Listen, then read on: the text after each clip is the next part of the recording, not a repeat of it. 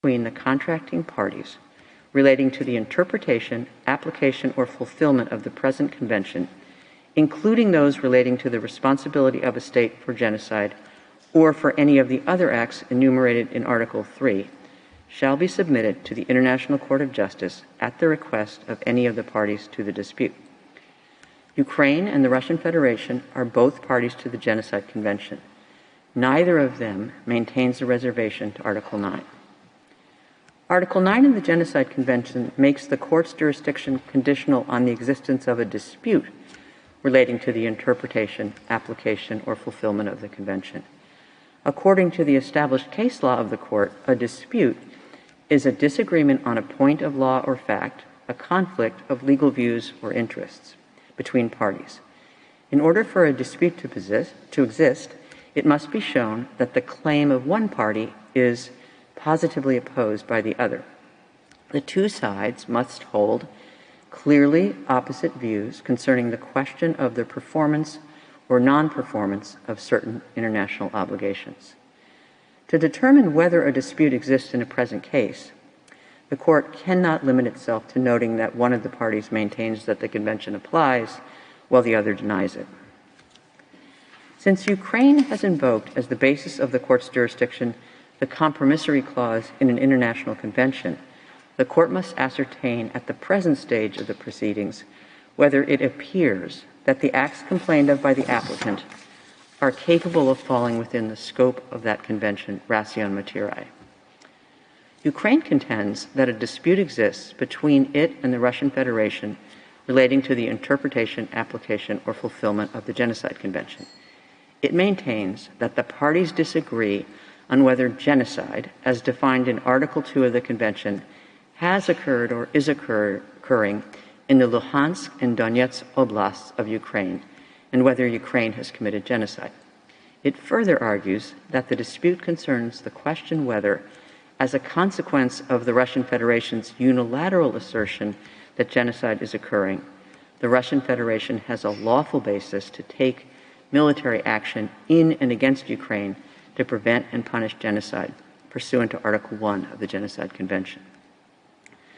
The Russian Federation, for its part, states that, in reality, its, I quote, special military operation, end of quote, on the territory of Ukraine is based on Article 51 of the United Nations Charter, and that the Convention cannot provide a legal basis for a military operation which is beyond the scope of the Convention. The Russian Federation therefore concludes that Ukraine's application and request manifestly fall beyond the scope of the Convention and thus the jurisdiction of the court. It asks the court to remove the case from its list. The court recalls that for the purpose of deciding whether there was a dispute between the parties at the time of the filing of the application, it takes into account in particular any statements or documents exchanged between the parties, as well as any exchanges made in multilateral settings. In so doing, it pays special attention to the author of the statement or document, their intended or actual addressee, and their content. The existence of a dispute is a matter for objective determination by the court. It's a matter of substance and not a question of form or procedure. The court observes that since 2014, various state organs and senior representatives of the Russian Federation have referred in official statements to the commission of acts of genocide by Ukraine in the Luhansk and Donetsk regions. The court observes, in particular, that the investigative committee of the Russian Federation, an official state organ, has, since 2014, instituted criminal proceedings against high-ranking Ukrainian officials regarding the alleged commission of acts of genocide against the Russian-speaking population living in the above-mentioned regions. I quote, in violation of the 1948 Convention on the Prevention and Punishment of the Crime of Genocide, end of quote. The court recalls that in an address made on 21 February 2022, the president of the Russian Federation, Mr. Vladimir Putin, described the situation in Donbass as, I quote, horror and genocide, which almost 4 million people are facing, end of quotation. By a letter dated 24 February 2022, The permanent representative of the Russian Federation to the United Nations requested the Secretary General to circulate as a document of the Security Council the, I quote, text of the address of President of the Russian Federation, Vladimir Putin, to the citizens of Russia, informing them of the measures taken in accordance with Article 51 of the Charter of the United Nations in exercise of the right of self-defense. End of quotation. In his address, pronounced on 24 February 2022, the President of the Russian Federation explained that he had decided, I quote, in accordance with Article 51, Chapter 7 of the Charter of the United Nations, to conduct a special military operation with the approval of the Federation Council of Russia and pursuant to treaties of friendship and mutual assistance with the Donetsk People's Republic and the Lugansk People's Republic. End of quotation. He specified that the purpose of the special operation was, I quote, to protect people who have been subjected to abuse and genocide by the Kiev regime for 8 years. End of quotation. He stated that the Russian Federation had to stop a genocide against millions of people and that it would seek the prosecution of those who had committed numerous bloody crimes against civilians, including citizens of the Russian Federation. The permanent representative of the Russian Federation to the United Nations, referring to the address by the President of the Russian Federation on 24 February 2022, explained at a meeting of the Security Council on Ukraine that, I quote, the purpose of the special operation was to protect people who had been subjected to abuse and genocide by the Kiev regime for 8 years. End of quotation. 2 days later, the permanent representative of the Russian Federation to the European Union stated in an interview that the operation was a peace enforcement special military operation carried out in an effort aimed at denazification, adding that people had actually been exterminated and that, I quote, the official term of genocide, as coined in international law, if one reads the definition, fits pretty well. End of quotation. In response to the Russian Federation's allegations and its military actions, the Ministry of Foreign Affairs of Ukraine issued a statement on 26 February 2022, stating that Ukraine, I quote, strongly denies Russia's allegations of genocide and disputes any attempt to use such manipulative allegations as an excuse for Russia's unlawful aggression. End of quotation. At the present stage of these proceedings, the court is not required to ascertain whether any violations of obligations under the Genocide Convention have occurred in the context of the present dispute. Such a finding could be made by the court only at the stage of the examination of the merits of the present case. At this stage, the court's task is to establish whether the acts complained of by Ukraine appear to be capable of falling within the provisions of the Genocide Convention. The court recalls that while it is not necessary for a state to refer expressly to a specific treaty in its exchanges with the other state to enable it later to invoke the compromissory clause of that instrument to institute proceedings before the court, the exchanges must refer to the subject matter of the treaty with sufficient clarity to enable the state against which a claim is made to ascertain that there is or may be a dispute with regard to that subject matter. The court considers that in the present proceedings, the evidence in the case file demonstrates prima facie that statements made by the parties referred to the subject matter of the Genocide Convention in a sufficiently clear way to allow Ukraine to invoke the compromissory clause in this instrument as a basis for the court's jurisdiction. The statements made by the state organs and senior officials of the parties indicate a divergence of views as to whether certain acts allegedly committed by Ukraine in the Luhansk and Donetsk regions amount to genocide in violation of its obligations under the Genocide Convention, as well as whether the use of force by the Russian Federation for the stated purpose of preventing and punishing alleged genocide is a measure that can be taken in fulfillment of the obligation to prevent and punish genocide contained in Article 1 of the Convention. In the court's view, the acts complained of by the applicant appear to be capable of falling within the provisions of the Genocide Convention.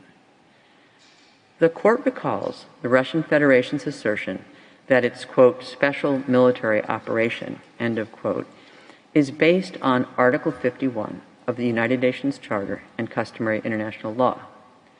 The court observes in this respect that certain acts or omissions may give rise to a dispute that falls within the ambit of more than one treaty. This assertion of the Russian Federation does not therefore preclude a prima facie finding by the court that the dispute presented by the application relates to the interpretation, application, or fulfillment of the Genocide Convention. The court finds, therefore, that the above-mentioned elements are sufficient at this stage to establish prima facie the existence of a dispute between the parties relating to the interpretation, application, or fulfillment of the Genocide Convention. In light of the foregoing, the court concludes that prima facie it has jurisdiction pursuant to Article 9 of the Genocide Convention to entertain the case. Given the above conclusion, the court considers that it cannot accede to the Russian Federation's request that the case be removed from the general list for manifest lack of jurisdiction. The power of the court to indicate provisional measures under Article 41 of the statute has as its object the preservation of the respective rights claimed by the parties in a case, pending its decision on the merits. It follows that the court must be concerned to preserve by such measures the rights which may subsequently be adjudged by it to belong to either party. Therefore, the court may exercise this power only if it is satisfied that the rights asserted by the party requesting such measures are at least plausible. At this stage of the proceedings, however, the court is not called upon to determine definitively whether the rights which Ukraine seeks to protect exist. It need only determine whether the rights claimed by Ukraine on the merits and for which it is seeking protection are plausible. Moreover, a link must exist between the rights whose protection is sought and the provisional measures being requested. In the present proceedings, Ukraine argues that it seeks provisional measures to protect its rights, I quote, not to be subject to a false claim of genocide and not to be subjected to another state's military operations on its territory based on a brazen abuse of Article 1 of the Genocide Convention. End of quotation. Ukraine contends that it has a right to demand good faith performance of obligations under the Genocide Convention by the Russian Federation in accordance with the object and purpose of the Convention. It states that the Russian Federation has abused and misused the rights and duties stipulated in the Convention, and that the, quote, special military operation, close quote, of the respondent is an aggression undertaken under the guise of the duty to prevent and punish genocide, enshrined in Articles 1 and 4 of the Convention, and that it frustrates the object and purpose of the Convention. The court observes that, in accordance with Article 1 of the Convention, all parties thereto have undertaken to prevent and to punish the crime of genocide. Article 1 does not specify the kinds of measures that a contracting party may take to fulfill this obligation. However, the contracting parties must implement this obligation in good faith, taking into account other parts of the Convention, in particular Articles 8 and 9, as well as its preamble. Pursuant to Article 8 of the Convention, a contracting party that considers that genocide is taking place in the territory of another contracting party may call upon the competent organs of the United Nations to take such action under the Charter of the United Nations as they consider appropriate for the prevention and suppression of acts of genocide or of any of the other acts enumerated in Article 3. In addition, pursuant to Article 9, such a contracting party may submit to the court a dispute relating to the interpretation, application, or fulfillment of the Convention. A contracting party may resort to other means of fulfilling its obligation to prevent and punish genocide that it believes to have been committed by another contracting party, such as bilateral engagements or exchanges within a regional organization. However, the court emphasizes that in discharging its duty to prevent genocide, every state may only act within the limits permitted by international law, as was stated in a previous case brought under the Convention. The acts undertaken by the contracting parties to prevent and punish genocide must be in conformity with the spirit and aims of the United Nations, as set out in Article 1 of the United Nations Charter. The court can only take a decision on an applicant's claims if the case proceeds to the merits. At the present stage of the proceedings, it suffices to observe that the court is not in the possession of evidence substantiating the allegation of the Russian Federation that genocide has been committed on Ukrainian territory. Moreover, it is doubtful that the Convention, in light of its object and purpose, authorizes a contracting party's unilateral use of force in the territory of another state for the purpose of preventing or punishing an alleged genocide.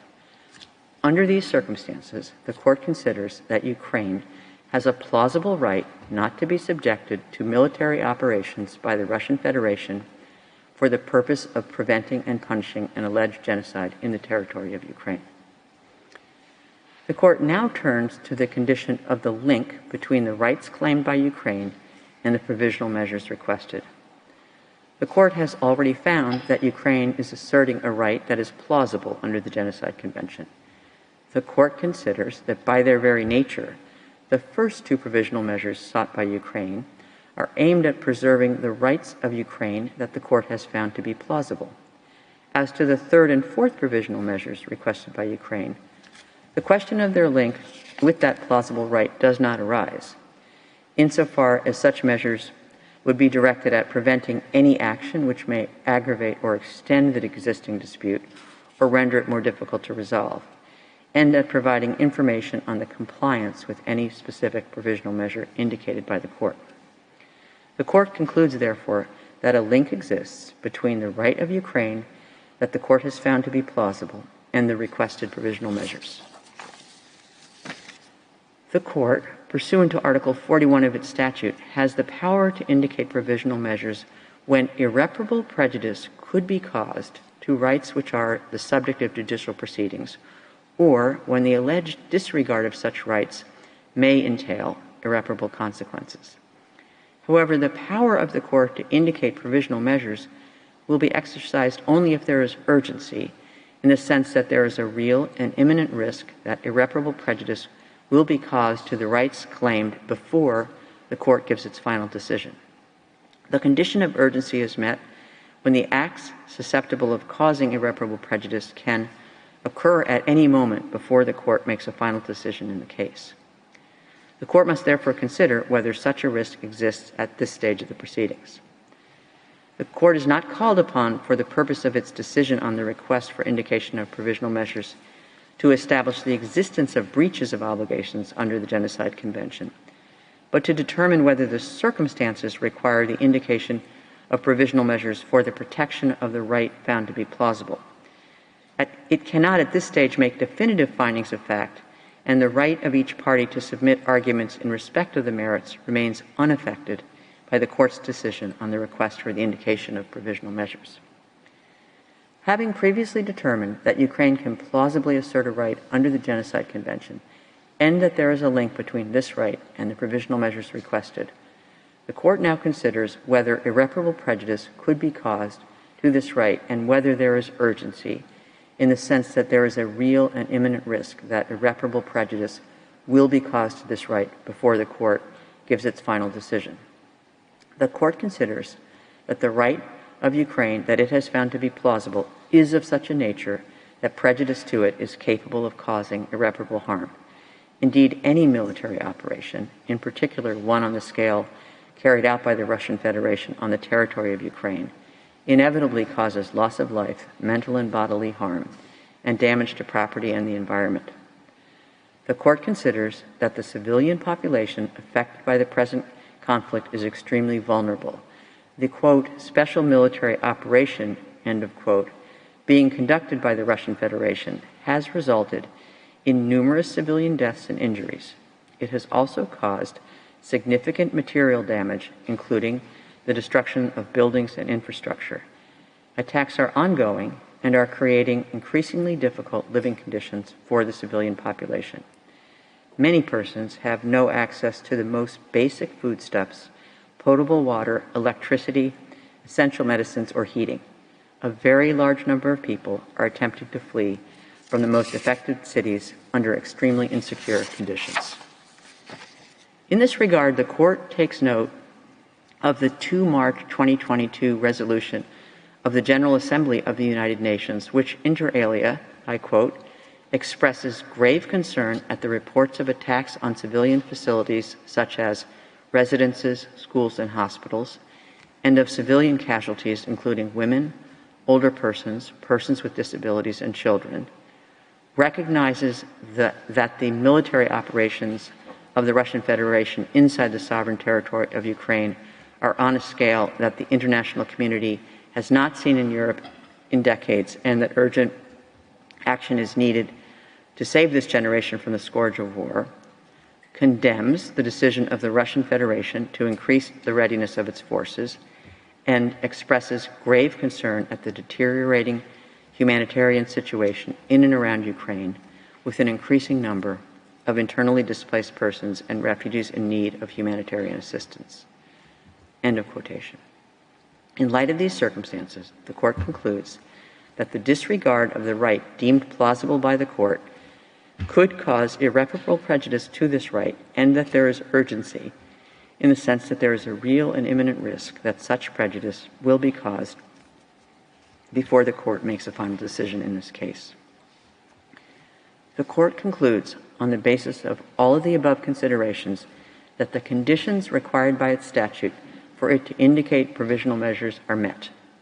It is therefore necessary, pending its final decision, for the Court to indicate certain measures in order to protect the right of Ukraine that the Court has found to be plausible. The Court recalls that it has the power under its statute, when a request for provisional measures has been made, to indicate measures that are in whole or in part other than those requested. Article 75, paragraph 2 of the Rules of Court specifically refers to this power of the Court. The Court has already exercised this power on several occasions in the past. In the present case, having considered the terms of the provisional measures requested by Ukraine and the circumstances of the case, the Court finds that the measures to be indicated need not be identical to those requested. The Court considers that, with regard to the situation described above, the Russian Federation must, pending the final decision in the case, suspend the military operations that have commenced on 24 February 2022 in the territory of Ukraine. In addition, recalling the statement of the permanent representative of the Russian Federation to the United Nations that the, I quote, Donetsk People's Republic and the Lugansk People's Republic, end of quotation, had turned to the Russian Federation with a request to grant military support, the Court considers that the Russian Federation must also ensure that any military or irregular armed units which may be directed or supported by it, as well as any organizations and persons which may be subject to its control and direction, take no steps in furtherance of those military operations. The Court recalls that Ukraine also requested it to indicate measures aimed at ensuring the non-aggravation of the dispute with the Russian Federation. When it indicates provisional measures for the purpose of preserving specific rights, the Court may also indicate provisional measures with a view to preventing the aggravation or extension of the dispute if it considers that those circumstances so require. In the present case, having considered all the circumstances, in addition to the specific measures it has decided to order, the Court deems it necessary to indicate an additional measure directed at both parties and aimed at ensuring the non-aggravation of the dispute. The Court further recalls that Ukraine requested it to indicate a provisional measure directing the Russian Federation to provide a report to the Court on measures taken to implement the Court's order on provisional measures 1 week after such order, and then on a regular basis to be fixed by the Court. In the circumstances of the present case, however, the Court declines to indicate such a measure. The Court reaffirms that its orders on provisional measures under Article 41 of the statute have binding effect, and thus create international legal obligations for any party to whom the provisional measures are addressed. The Court further reaffirms that the decision given in the present proceedings in no way prejudices the question of the jurisdiction of the Court to deal with the merits of the case or any questions relating to the admissibility of the application or to the merits themselves. It leaves unaffected the right of the governments of Ukraine and of the Russian Federation to submit arguments in respect of those questions. For these reasons, the Court indicates the following provisional measures. By 13 votes to 2, the Russian Federation shall immediately suspend the military operations that it commenced on 24 February 2022 in the territory of Ukraine. In favor, President Donahue, Judges Tomka, Abraham, Benuna, Yusuf, Sebutinde, Bandari, Robinson, Salam, Iwasawa, Nolte, Charlesworth, Judge Ad hoc Daudet. Against, Vice President Gevorgyan, Judge Shui. By 13 votes to 2, the Russian Federation shall ensure that any military or irregular armed units which may be directed or supported by it, as well as any organizations and persons which may be subject to its control or direction, take no steps in furtherance of the military operations referred to in point 1 above. In favor, President Donahue, Judges Tomka, Abraham, Benuna, Yusuf, Sebutinde, Bandari, Robinson, Salam, Iwasawa, Nolte, Charlesworth, Judge Ad hoc Daudet. Against, Vice President Gevorgyan, Judge Shui. 3. Unanimously, both parties shall refrain from any action which may aggravate or extend the dispute before the Court or make it more difficult to resolve. I shall now call upon the Registrar to read the operative part of the order in French. Par ces motifs, la Cour indique à titre provisoire les mesures conservatoires suivantes. 1. Par 13 voix contre 2. La Fédération de Russie doit suspendre immédiatement les opérations militaires qu'elle a commencées le 24 février 2022 sur le territoire de l'Ukraine. Pour Madame Donoghue, présidente, Messieurs Tomka, Abraham, Benuna, Youssouf, Madame Sebutinde, Messieurs Bandari, Robinson, Salam, Iwasawa, Nolte, Madame Charlesworth, juge, Monsieur Daudet, juge ad hoc. Contre, Monsieur Gevorgyan, vice-président, Madame Chouet, juge. 2. Par 13 voix contre 2. La Fédération de Russie doit veiller à ce qu'aucune des unités militaires ou unités armées irrégulières qui pourraient relever de son autorité ou bénéficier de son appui, ni aucune organisation ou personne qui pourrait se trouver sous son contrôle ou sa direction ne commettent d'actes tendant à la poursuite des opérations militaires visées au point 1 ci-dessus.